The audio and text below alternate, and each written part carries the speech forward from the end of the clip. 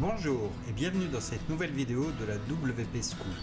Aujourd'hui nous allons aborder le tableau de bord de WordPress. C'est le centre névralgique de votre site, c'est là où tous les réglages se font mais également que tout le contenu est géré.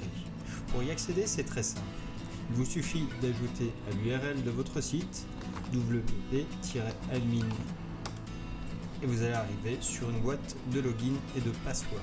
Entrez ensuite vos identifiants et mots de passe que vous avez choisis lors de l'installation de WordPress et vous allez être redirigé vers le panneau d'administration. Voyons maintenant les différents éléments qu'il compose. En haut, nous avons une première barre d'outils.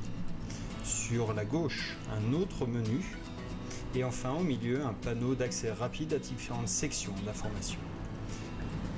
Commençons tout d'abord par la barre d'outils du haut. En survolant l'icône WordPress, vous aurez accès à différents raccourcis pour accéder à de la documentation, notamment au site wordpress.fr sur lequel vous pourrez télécharger les nouvelles mises à jour de WordPress, mais également de la documentation ainsi qu'un forum d'entraide. Vous pourrez ensuite également visiter votre site tel que le voient vos visiteurs. Ça peut être utile notamment lorsque vous avez fait des modifications et que vous voulez être sûr de l'aspect visuel et du rendu que ça a apporté sur votre site. Notez également que lorsque vous êtes connecté, la barre d'outils rapide restera affichée. Celle-ci disparaît pour vos visiteurs et ça vous permet notamment d'accéder d'une manière rapide à des fonctions d'édition, par exemple, ou au panneau d'administration beaucoup plus rapidement.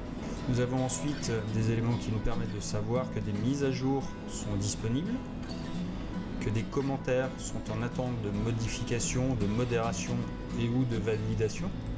Nous pouvons ensuite créer un nouvel article, ajouter un fichier média, une page ou un utilisateur. Et nous avons également accès à une partie qui est personnelle, qui est celle de l'administrateur, avec mon nom d'utilisateur qui va me permettre de pouvoir modifier mon profil et me déconnecter. Et nous y reviendrons un peu plus précisément ensuite. Voyons à présent le fonctionnement de la barre latérale qui se trouve à gauche de votre écran.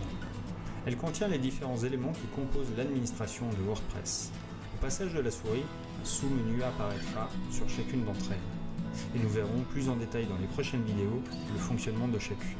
Notez que vous pouvez réduire ce menu et qu'au passage de la souris, les icônes conserveront leur faculté à faire apparaître les sous-menus. Évidemment, vous pouvez revenir en arrière en reprenant la taille originale. Lors de votre première connexion à l'administration de WordPress, vous serez accueilli par le panneau de bienvenue.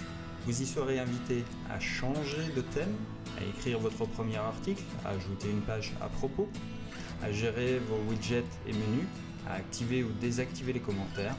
Notez que vous pouvez fermer celle-ci et vous aurez alors un panneau de travail qui sera composé par défaut de 4 espaces.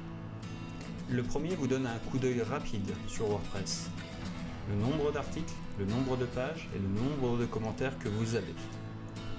Votre activité récente, le dernier article publié et les derniers commentaires en attente, approuvés, indésirables ou supprimés. Vous pouvez ensuite enregistrer un brouillon. Et enfin, vous avez des nouvelles de WordPress sur les développements en cours et les prochaines versions. Notez que vous pouvez déplacer chacun de ces éléments ou le replier si les informations ne vous intéressent pas.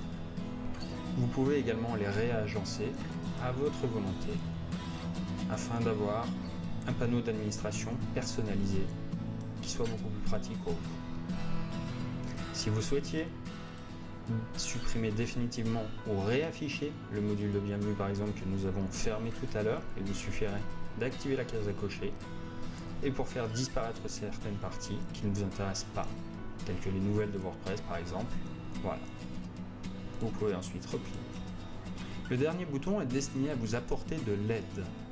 Notez que le contenu qui s'affiche dans cette section est personnalisé en fonction de la page sur laquelle vous vous trouvez. Voilà, nous avons terminé avec le premier contact avec le panneau d'administration de WordPress et dans la prochaine vidéo, nous étudierons la différence entre les contenus de type page et de type article.